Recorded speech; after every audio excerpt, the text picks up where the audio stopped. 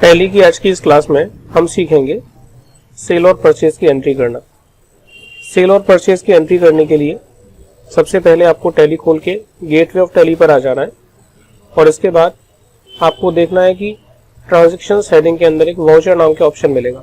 Voucher नाम के option में जाने के बाद में आप अगर राइट हैंड साइड पे देखेंगे तो यहाँ पर आपको सेल का, परचेज का, रिसिप्ट का, पेमेंट का, काउंटर का बहुत सारे ऑप्शंस यहाँ नजर आएंगे, जिसमें से आपको F9 बटन दबा के परचेज का ऑप्शन चूज कर लेना है। आप माउस से भी क्लिक कर सकते हैं, पर मैं सजेस्ट करूंगा कि आप F9 बटन दबा के सारे वाउचर्स को यूज करें और सारे कीबोर्ड को शॉर्टकट्स को ज्यादा से ज्यादा यूज करें ताकि आप जल्दी से जल्दी टैली में काम कर पाए। कीबोर्ड शॉर्टकट जितना ज्यादा तेज काम करते हैं उतना माउस काम नहीं करता। F9 बटन दबाएंगे। इसके बाद ये पूछ रहा है सप्लायर इनवॉइस नंबर, यानी कि जिससे भी आपने माल लिया है उसका इनवॉइस नंबर क्या है। इससे पहले मैं आपको बता दूं, कंट्रोल H बटन दबा के आपको एज वाउचर मोड में आ जाना है, क्योंकि अभी जो मोड इस समय खुला हुआ है ये अकाउंटिंग इनवॉइस है।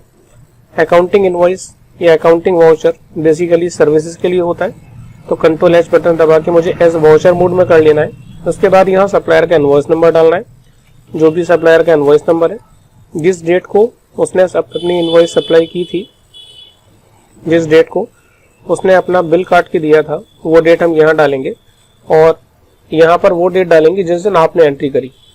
फिलहाल मैं इसमें 1 अप्रैल ही रहने देता हूँ। अगर आपको ये डेट चेंज करनी है तो F2 बटन दबा के इस डेट को चेंज कर सकते हैं। F2 बटन दबा के ही टैली ऑटोमेटिकली अगले दिन की डेट डालता है, लेकिन अगर आपको सेम डेट डालनी है तो आप 1 एंटर कर दें तो फिर ये उसी दिन की एंट्री डालेगा।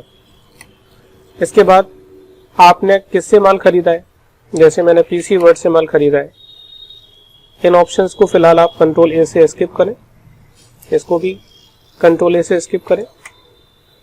इसके बाद यहाँ पर इसका अमाउंट डालें, जैसे मैंने इसे 5000 का माल खरीदा। बाय में परचेज वाउचर को चूज करें। उसके बाद यहाँ अगर आप कुछ नरेशन लिखना चाहते हैं इस एंट्री की याददाश्त से रिलेटेड तो लिख सकते हैं, जैसे मैंने लिख दिया प्रिंटर परचेज। इसके बाद इसे एक्सेप्ट करेंगे तो इस तरीके से हम परचेज की एंट्री कर सकते हैं। सेम इसी तरीके से हम सेल्स की एंट्री भी कर सकते हैं। सेल्स की एंट्री करने के लिए आपको F8 बटन दबाना है, पार्टी का नाम चूज करना है।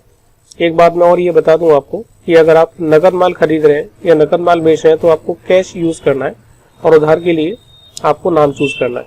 जैसे मैंने नाम चूज किया, इसमें फिलहाल मैं उधार माल बेच रहा हूँ, BD शर्मा। इन डिटेल्स को एक्सेप्ट कर लेंगे। इसके बाद यहाँ पर ये पर्टिकुलर्स का देखिए ऑप्शन आ रहा है। पर्टिकुलर्स का मतलब ये अकाउंटिंग वाउचर है, तो हमें कंट्रोल H बटन दबाना है और एज वाउचर में जाना है। उसके बाद यहाँ पर अपना अमाउंट डाल देना है, जैसे मैंने अमाउंट डाल दिया 6500 और जिसको सेल्स किया